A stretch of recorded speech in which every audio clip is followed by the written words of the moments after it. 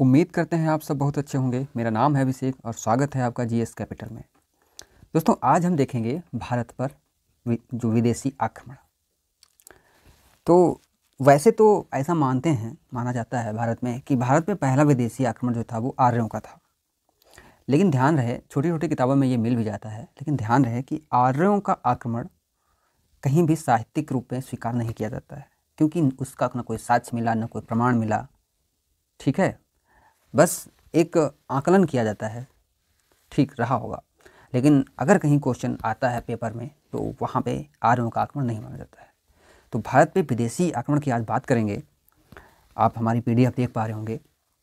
तो सबसे पहला विदेशी जो आक्रमण था, सभी किताबों में मिलता है, कहते हैं साइरस नामक एक व्यक्ति ने आक्रमण किया था। ठीक है, तो साइरस ईरान का था, आप जहाँ में देख पा रहे होंगे। मैं बता दूं सबसे पहले कि भारत पे आक्रमण जो की शुरुआत होती है ये ईरानियों ने की थी। तो दो भागों में बांटेंगे हम, एक तो ईरानी आक्रमण और दूसरी यूनानी आक्रमण। ठीक है, तो बात ईरानी आक्रमण में, तो ईरान में सबसे पहले देखो क्वेश्चन दो तीन तरीके के बनते हैं। भारत पे पहला आक्रमण किसने किया? तो साइरस ने।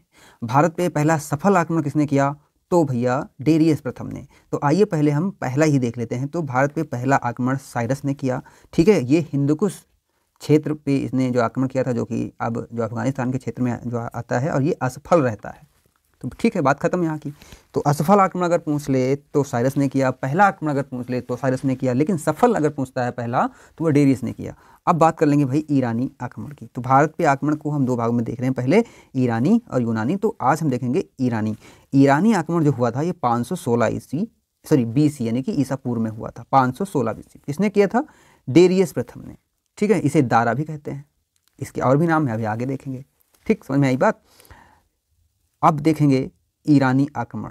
तो ईरानी आक्रमण, इसे हम फारसी, ईरान को फारस कहते हैं ना, तो फारसी आक्रमण भी कह देंगे, और पारसिक, इसे पारसिक भी कहते हैं। तो अगर जो क्वेश्चन में पारसिक हो, फारसी हो, यानी ईरानी हो, तो बात एक ही है। अच्छा, इसका वंश कौन था? हखमनी। तो कभी कभी वंश भी जो आ जाता है। तो किसने पहला आक्रमण किया भारत पे? हखमनी वंश ने किया था। ईरानी ने किया था, फारसी ने किया था, पारसिक ने किया था। जैसा ऑप्शन, जैसी बात हो वैसी बात आपको रखना है। ठीक है, अच्छा, इस भारत पे पहले सफल आक्रमण के स्रोत क्या हैं? तो अगर स्रोत की बात करें तो आइए देखते हैं। हमारे पास दो स्रोत हैं, एक पुरातात्विक स्रोत है और एक साहित्यिक स्रोत है। पुरातात्विक जो स्रोत हैं वो खुद, तो ये दारा था, दारा प्रथम इसे कहते हैं, इसी को, ठीक है, डेरियस प्रथम कहते हैं, और इसी को दार्याहू भी कहते हैं। ठीक है, इसी को दार्याहू भी कहते हैं, दार्याहू प्रथम। ठीक है, इसके तीन जो अभिलेख खुद के थे, कौन कौन से, यहाँ पे आपको देख पा रहे होंगे। पहला था बेहिस्तून का अभिलेख। कौन सा? बेहिस्तून का अभिलेख। और दूसरा पारसी पोरस का अभिलेख, और तीसरा नक्सी रुस्तम का अभिलेख। क्वेश्चन यहाँ से कैसे बनेगा भाई? इन जो अभिलेखों का नाम देगा, किससे संबंधित है पूछ लेगा। तो किससे संबंधित है? पहली बात तो ईरानियों से, हखमनी वंश से, दारा से, ठीक है, डेरियस से, दारियों से, या भारत में प्रथम आक्रमण से भी संबंधित हैं। कौन कौन से? बेहिस्तून, पारसी पोरस और नक्सी रुस्तम। पीसीएस में परीक्षाओं या यूपीएससी में क्वेश्चन बनते हैं, यहाँ से ध्यान रखना। अब बात करेंगे साहित्यिक स्रोत की। तो साहित्यिक स्रोत सबको पता है, इतिहास का पिता किसे कहते हैं? हेरोडोटस को। तो हेरोडोटस की किताब है कौन सी? The Historica.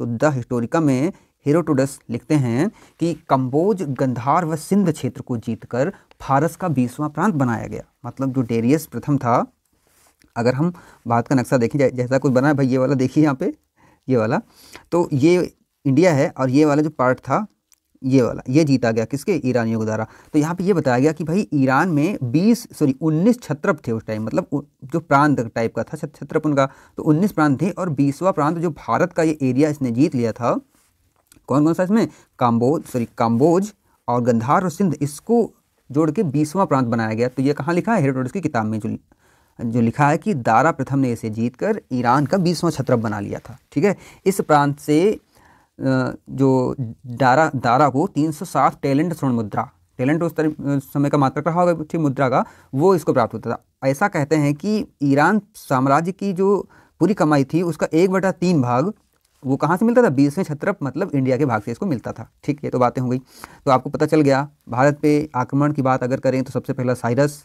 यानी कि वो जो असफल रहा, सफल किसने किया? डेरियस ने। हखमनी वंश का था, ईरान का था, फारसी का था।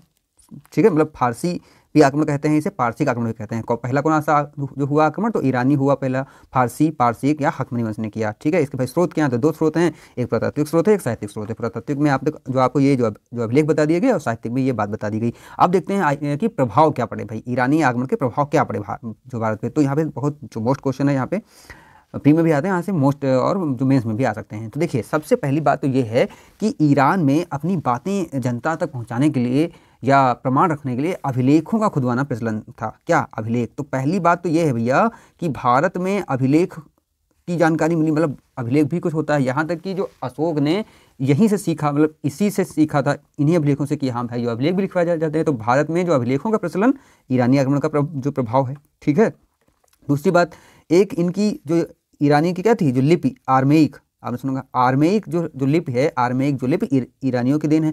आर्माइक से भी आगे चल के क्या बनी, खरोष्ठी बनी। तो खरोष्ठी भी भाई ईरानी आक्रमण का ही तो जो है प्रभाव। तो आर्माइक लिप और खरोष्ठी लिप का जो इसी से उद्भव हुआ, तो ये जो है इनका भी है। दूसरी बात है, स्तंभ लेखों में घंटाकार जो आकृति, ठीक है, इस टाइप की, सॉरी एक सेकेंड, इस टाइप की आकृति, ठीक है, इस टाइप की आकृति बाद में ये दिखाई गई कि जो है अवांगी कमल है, मतलब कि उल्टा कमल है, जो भी रहा हो, इस टाइप की जो है आकृति, ये ईरान का प्रभाव है।